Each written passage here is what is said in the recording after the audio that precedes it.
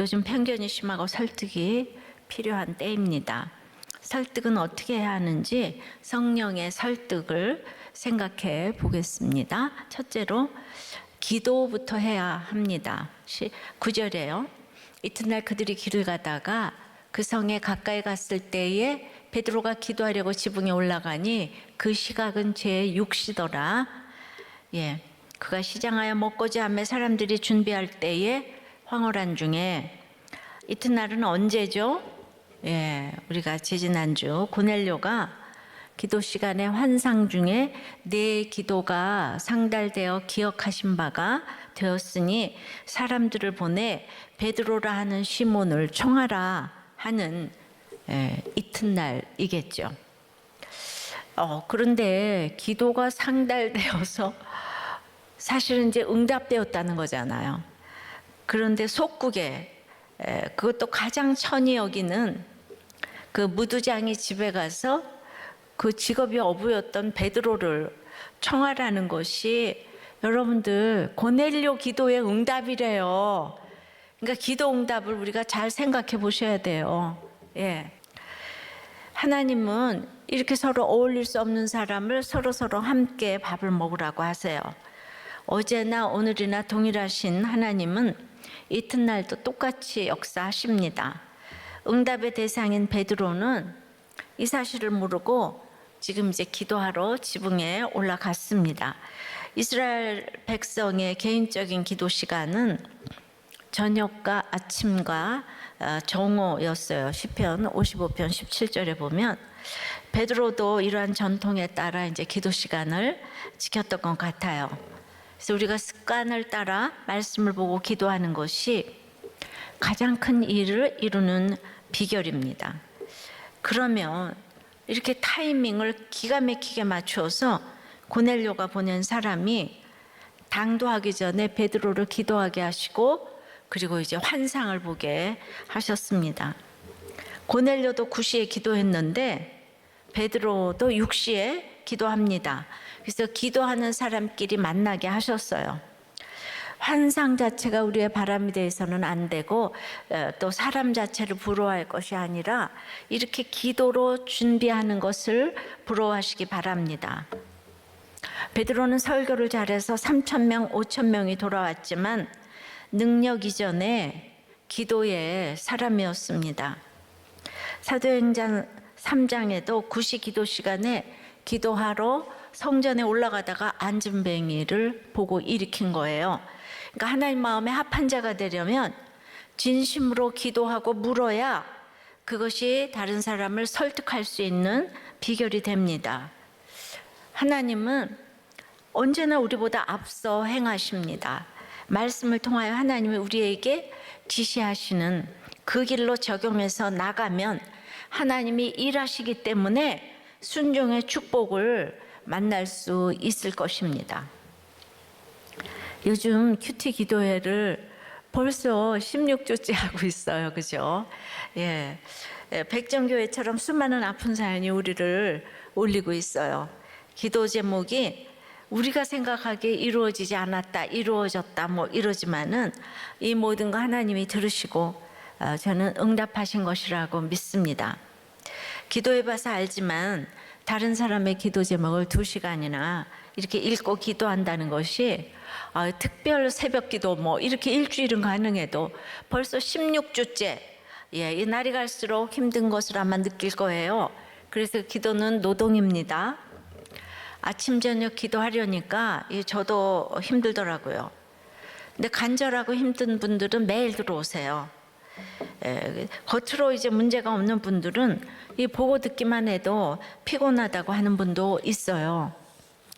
이 직장에서도 힘들었는데 집에까지 와서 힘든 사람들 얘기를 보고 들어야 되겠냐는 것이죠. 그럴 수도 있어요.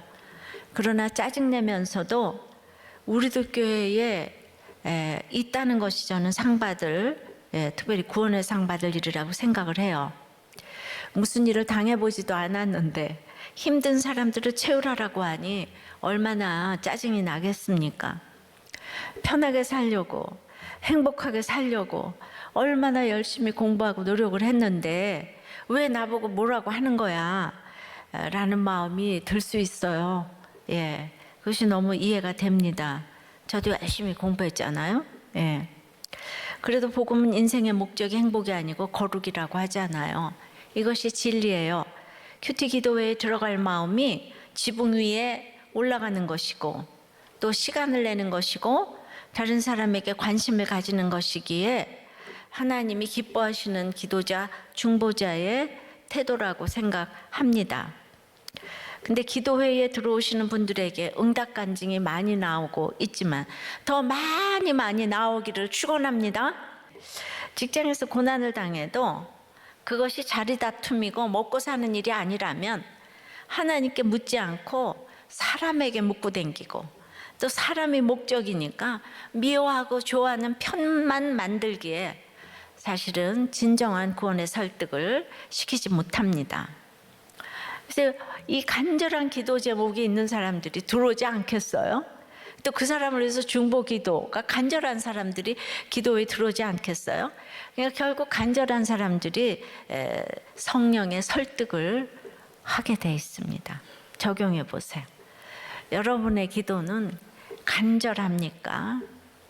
형식입니까? 아예 안 하십니까? 간절한 기도를 들어본 때는 언제인지요? 멀리 먼 옛날에 간절한 기도, 그러니까 힘들 때만 간절한 기도를 하십니까? 그래서 우리가 이렇게 시간을 정해놓고 하는 기도는 참 유익한 것 같아요. 성령의 설득 두 번째는 편견을 버려야 합니다. 10절에요. 그가 시장하여 먹고자 하며 사람들이 준비할 때에 황홀한 중에 그 당시 유대인들은 대체로 오전 10시와 오후 6시에 식사를 했다는 거예요. 그렇다면 이 정오는 끼니 때는 아니고 시장했다고 하니까 아마도 아침 금식을 한 것 같아요. 그러면 아주 허기진 상태에 있게 되잖아요. 그래서 이 시장한 금식의 경험은 참 이렇게 유익합니다. 제가 이 금식을 했던 이유는 뭐 아이들 공부, 우리 집안의 안녕 이것보다는 우리 남편 가기 전에 이제 금식 기도를 했어요. 구원 때문에. 예. 근데 결국 그거 이루어졌잖아요, 사실. 근데 가고 나서 갑자기 간증을 하니까 사람들이 너무 많은 상담을 하고 그 다음에 우리 집이 계속 이렇게 열려지고 그런데 그게 다 인간관계인데 거기서 이제 그 인간관계 하다가 큰일이 날 것 같다는 생각이 들었어요. 제가 평신도잖아요. 이게 무슨 신학할 생각은 안 드는데 이거 굉장히 위험한 일이겠다 생각이 돼서 제가 그때 해마다 벽두에 그렇게 제가 금식을 했었어요. 며칠씩. 근데 그 금식을 한 거는 인간관계에서 인내하는 데 도움이 가장 많이 됐어. 그 아주 죽 한 그릇도 못 먹어서 막 그런 시장한 거를 경험하면 못 참을 일이 없더라고. 인내하는 데 도움이 됐고 결국은 인내가 쌓여서 이렇게 사역을 하게 하십니다. 11절이에요. 하늘이 열리며 한 그릇이 내려오는 것을 보니 큰 보자기 같고 네 귀를 메어 땅에 들이웠더라. 그 안에는 땅에 있는 각종 네 발가진 짐승과 기는 것과 공중에 나는 것들이 있더라.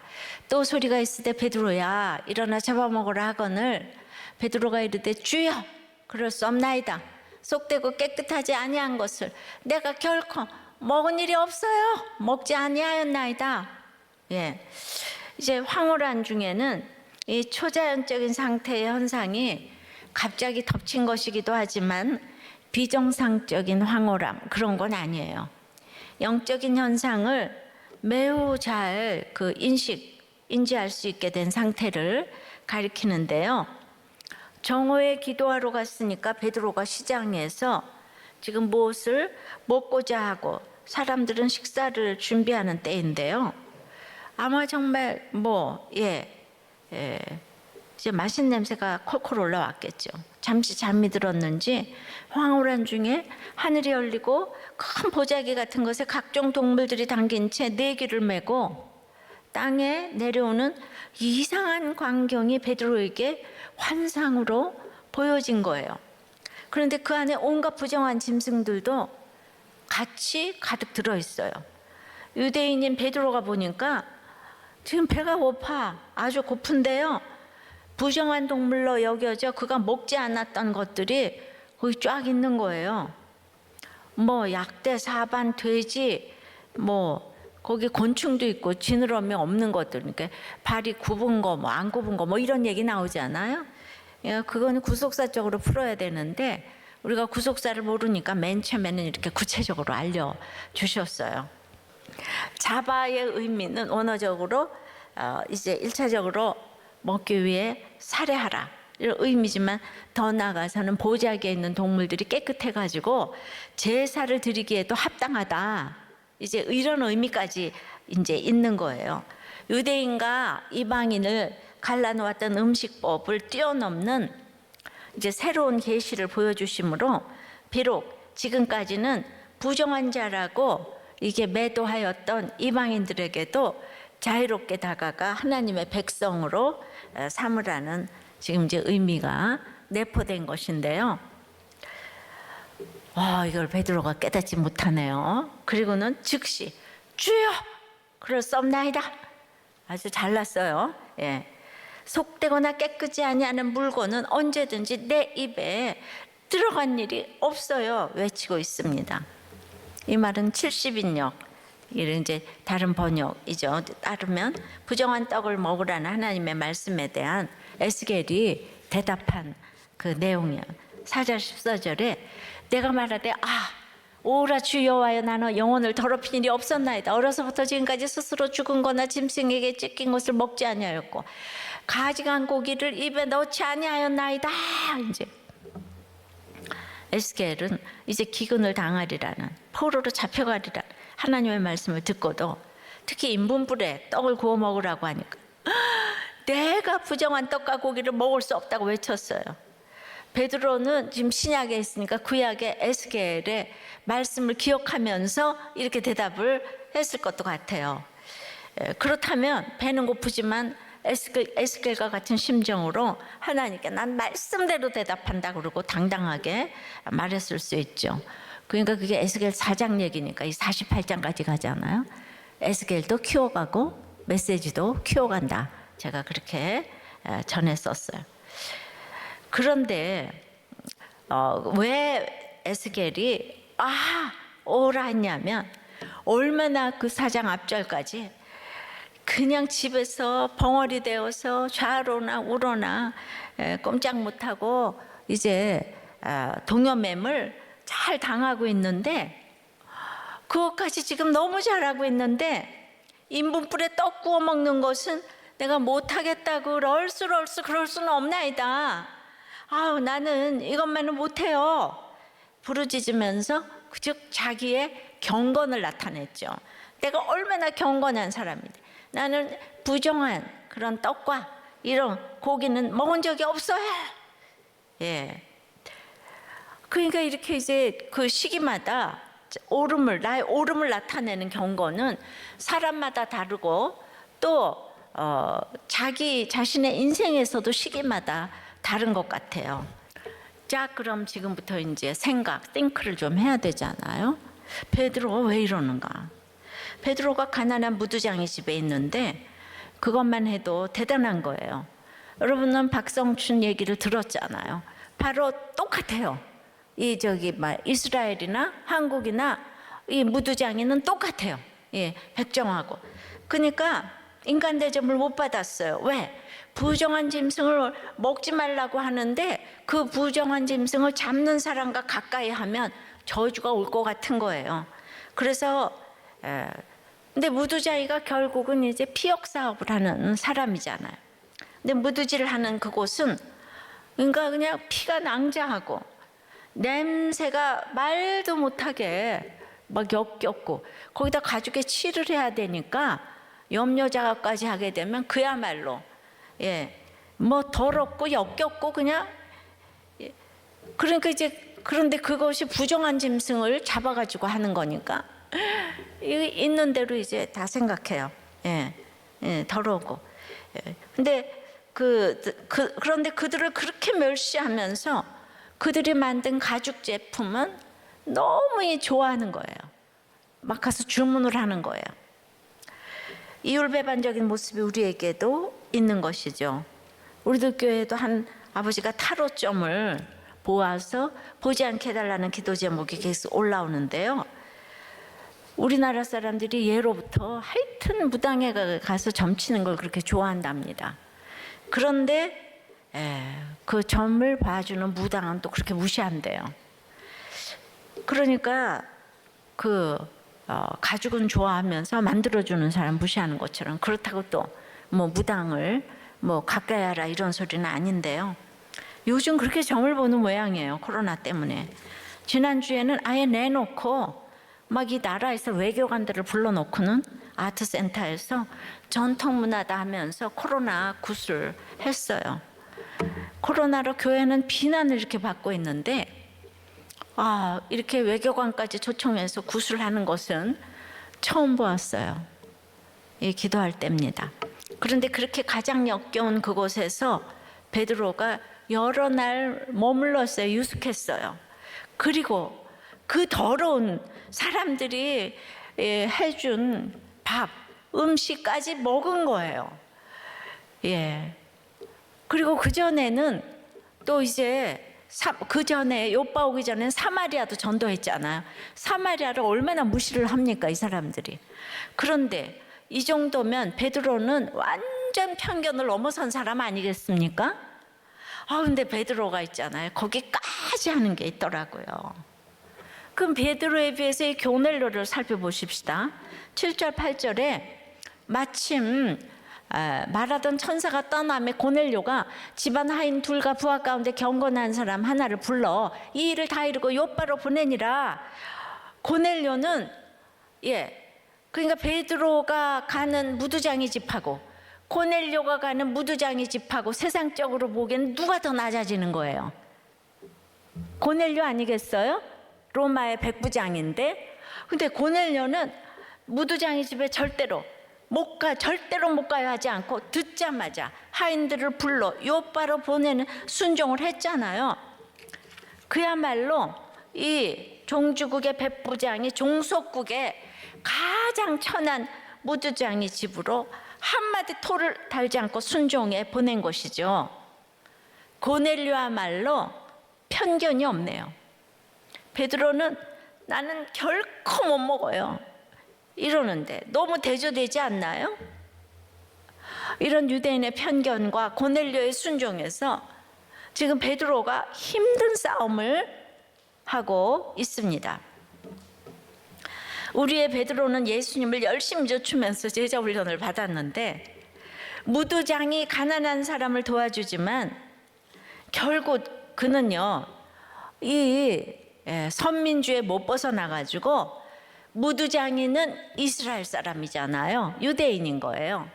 그리고 사마리아 사람도 이스라엘 반은 이스라엘 피가 흘리고 있는, 그러니까 그 선민 사상에 그냥 딱 있는 거예요. 그러니까 가난해도 우리 편이라는 거예요. 그런데 저 부자 이방인 고넬료는 너무 싫다는 거예요. 그냥 완전 개라는 거예요. 부자도 싫어. 이 경건한 사람은 돈도 싫어. 뭐 다 싫어. 오직 기도로. 그래서 이렇게 이단이 오대양 사건서부터 이렇게 나는 거예요. 자, 적용해 보세요. 더러운 무두장이까지 모든 편견을 넘어섰는데 그 다음에 절대로 넘어가지 못하는 이 의로운 고넬료 편견은 무엇입니까? 문자적으로 보면 정말 더럽고 뭐 이런 사람들은 살신성인의 자세로 다 가서 아프리카 선교 다 하는데 그 다음에 절대로 넘어가지 못하는, 인간은 자존적인 교만이 있기 때문에 자기하고 비슷한 사람을 못 봐주는 게 있거든요. 그러니까 이게 절대로 이 세상 다 내가 접수했는데 안 되는 게 있는 거예요.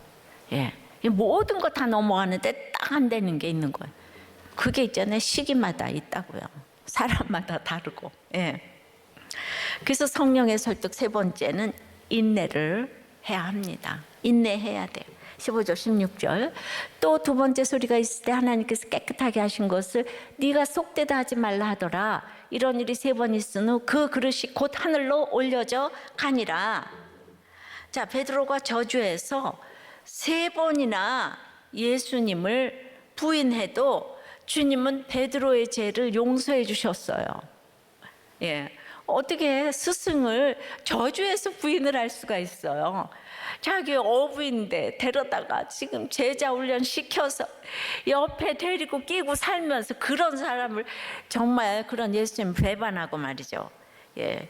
그런데 너의 죄를 사해 줬는데 저 이방인의 죄를 내가 사해 주지 못할 까닭이 뭐가 있냐? 내가 깨끗하게 했노라. 예. 이렇게 말씀하세요. 이 황홀한 중에 음식물이 내려오는 사건은 지금 무려 3번이나 반복되었고 소리까지 동반된 매우 분명한 사건이었어요. 정말 팩트예요. 사건이에요. 그런데 이거를 베드로가 안 먹겠다고 하니까 하나님께서는 베드로에게 너 정말 너 그럴 수 있어? 당장 안 먹을래? 응? 아니 네가 여기 도대체 얼마나 있었는데 네가 나한테 훈련받은 게 몇 년인데 이렇게 야단 안 치시고 그냥 베드로의 입장을 이렇게 이해를 해주시네요. 3번이나 올라갔다 내려갔다 올라갔다 내려갔다 올라갔다 내려갔다. 나는 그 성령님의 하나님의 그 사랑과 인내와 노력과 그냥 어떻게 보면 아버지처럼 뒤뚱뒤뚱 올라갔다 내려갔다 올라갔다 내려갔다. 그 정말 사랑이 너무 느껴지는 거예요. 동일한 환상과 음성으로 설득을 하십니다. 예. 먹어라. 내가 결코 먹은 일이 없어요. 먹어라. 아니 되옵니다. 먹어라. 아니 되옵니다. 전도를 하기 위해서 베드로 같은 사람에게 이같이 설득을 하셔야만 되는 것이 하나님의 인내이시고 성령의 설득인 것입니다. 우리는 저 사람은 절대 그럴 분이 아닌데 왜 그러시지? 할 때가 있어요. 그런데 그분도 안 되는 것이 있는 거예요. 네. 믿음 없는 내가 쉬운 일이 믿음이 엄청난 그분이 안 되는 것이 있다는 거예요. 그러면 여기에서 고넬료는 너무 훌륭하고 베드로는 믿음이 없나요? 여기서 우리는 또 행위로 판단을 하면서 베드로도 별 볼 일 없어. 믿을 사람 없다니까 하며 고넬료를 칭송하죠. 맞습니다. 고넬료 너무 훌륭합니다. 그러나 고넬료는 한 장밖에 안 나오는 알 수가 없는 보여지는 역할인 거예요. 베드로는 고기잡이부터 우리가 알 거 모를 거 다 알면서 여기까지 왔어요. 그러니까 알 거 모를 거 다 알면서 여기 앉아 있는 사람은 우리도 여기 앉아 있는 사람은 말씀이 들리던 안 들리던 택자라고 생각을 이제 합니다. 네. 그래서 예수님의 십자가와 부활까지 자기 눈으로 다 본 베드로고 성령이 임하고 지금 3,000명, 5,000명 설교하고 구름대처럼 모여들고 이런 사람이 그냥 무두장이 집에 가서 그 더러운 음식을 먹으면서 그게 안 되는 게 있는 거예요. 안 되는 게 성도의 견인이라는 것이 그래서 참 성수로 가는 길은 끝이 없다는 거잖아요. 천국 가는 그날까지 모든 사람들이 죄를 지었기 때문에 하나님의 영광에 이를 자가 한 사람도 없다는 거잖아요. 그러니 우리가 되었다고 할 것이 무엇이 있겠습니까? 되었다만 아니고가 바로 이런 것 아닐까요? 그러니까 아주 이렇게 대단히 편견을 다 물리쳐 보이는 성숙한 사람도 편견을 가질 수 있어요. 그러니까 그냥 어떤 편견들이 다 있어요. 그냥 징크스가 다 가지고 있고. 근데 이 세상에 완전한 사람 하나도 없고 베드로가 이러는 거 보고 제가 이번 주 굉장히 그 위로가 많이 되더라고요. 이렇게 수고로이 베드로를 설득하시는 이유는 강요하지 않으시는 하나님 보여주세요. 어떤 일을 이루기 위해서 우리를 부르시기보다 하나님께서는 먼저 우리 자신이 목표인 거예요. 그래서 베드로가 말을 듣느냐 안 듣느냐 이게 목적이 아니라 고넬료가 목적이고 베드로 자체가 목적이기 때문에 하나님은 자유의지를 주신 이 베드로를 설득하시는 거예요. 예. 이단은 막 초월적인 하나님이 막 몰아붙이잖아요. 근데 이렇게 해야 되는 거예요. 그래서 복음이 이방으로 들어가는 역사적 장면에서 초월적 독재자의 모습이 아닌 이렇게 설득하시는 모습을 보여 주셨어요. 예. 그러니까 정말 인내하면서 설득을 하시는 모습. 예. 그야말로 우리 사역은 인내라고 해도 과언이 아니에요. 하나님이 저를 인내하시면서 기다려주시는 저의 편견은 무엇일까? 이렇게 이제 또 생각을 해봤죠.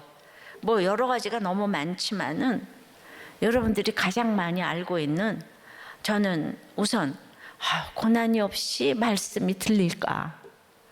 이거요. 너무 기분 나쁘시죠? 그래서 제가 고난당한 사람만 인정한다는 역차별을 우리들 교회에서는 이렇게 말하곤 해요. 예. 그러니까 아니, 이 세상이 짧으니까 그래도 저는 기다리는데도 그래서 애통해요. 예. 내가 말은 할 수가 없고 그래서 그래서 이제 애통하는 것이 있는 것 같아요.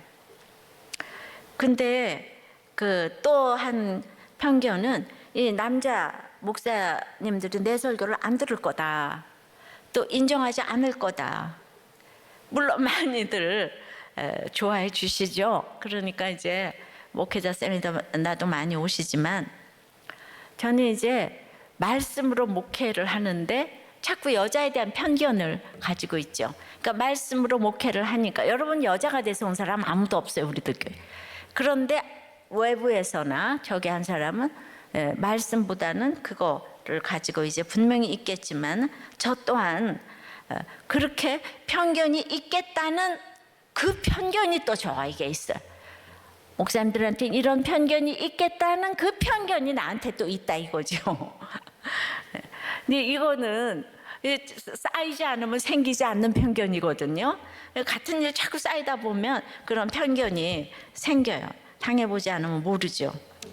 개척 초기에 제가 유럽에 여자 안수를 안 주는 아주 말씀을 국시로 놓는 이 교단에서 열리는 목회자 수련회에 제가 강사로 갔습니다. 근데 이제 그 당시 이제 대표님이 제 큐티 간증을 듣고 이제 은혜를 받아서 부르셨어요. 그때는 교단에서 무명한 데다 외국에서는 도저히 더 모르시죠. 그러니까 이제 제가 이렇게 갔을 때에 저를 보고 어떤 목사 사모가 왔나? 이제 그랬어요. 아침이 되었어요. 강사가 여자라는 것이 알려진 것이죠. 제 이름이 포스터에 이름이 분명히 나왔는데 다들 남자라고 굳게 편견을 가진 거죠. 굳게 확신을 한 거죠. 이제 강의 직전에 여자라는 것이 알려졌죠. 그러니 큰일 났습니다. 저도 그때까지 교단이 그렇게 저기 한 거 몰랐어요. 거기에는 무슨 총회장님까지도 있었다고 하니까 큰일 난 거죠. 외국까지 갔는데 그래서 강사인 저를 두고 회의에 들어갔습니다.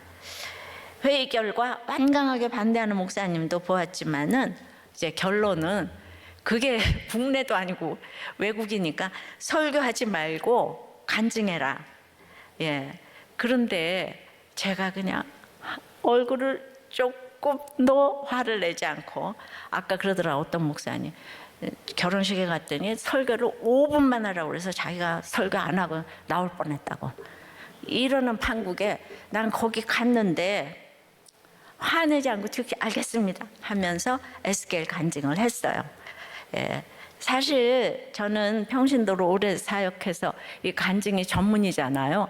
그래서 이제 에스겔 간증을 이제 해야 되는데 너무 간증을 한다 그러면 어떡하지?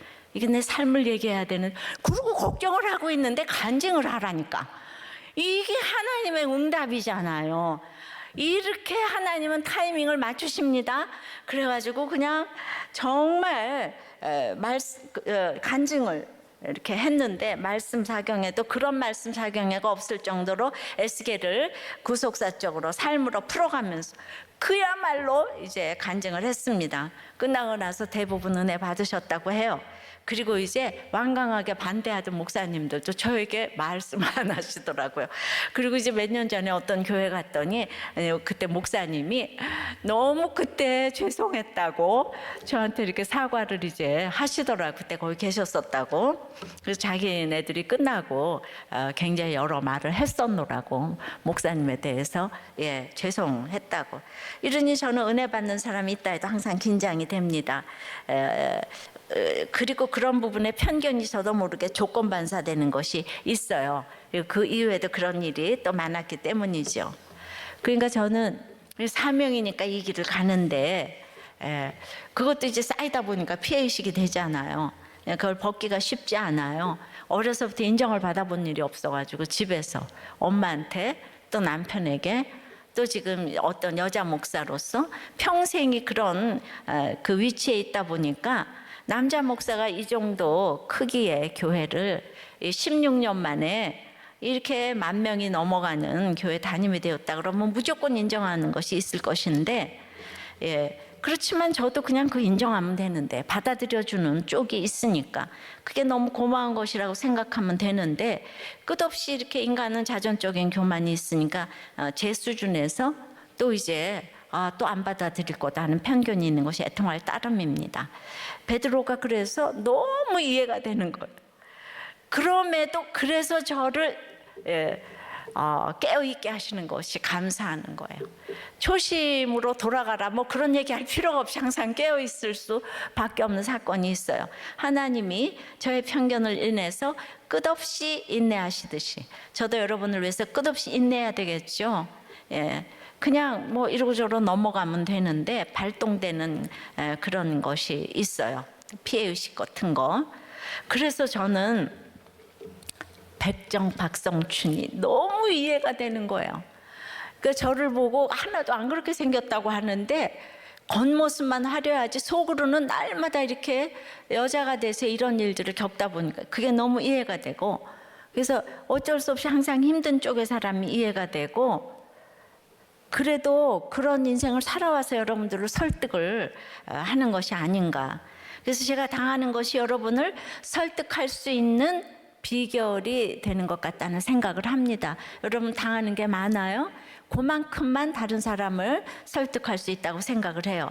한 부목자님이 자기 회사가 망하면서 큰 금액을 탕감받았는데 자기는 그냥 이 몇백을 4,500 정도를 받지 못해서 소송을 지금 이제 진행하고 있었는데, 지지난주 설교에 1만 달란트 탕감받은 자가 100데나리온 못 받아가지고 목을 조르고 있다는 게 딱 꽂혀가지고 즉시로 이 소송을 취하를 했다는 거예요.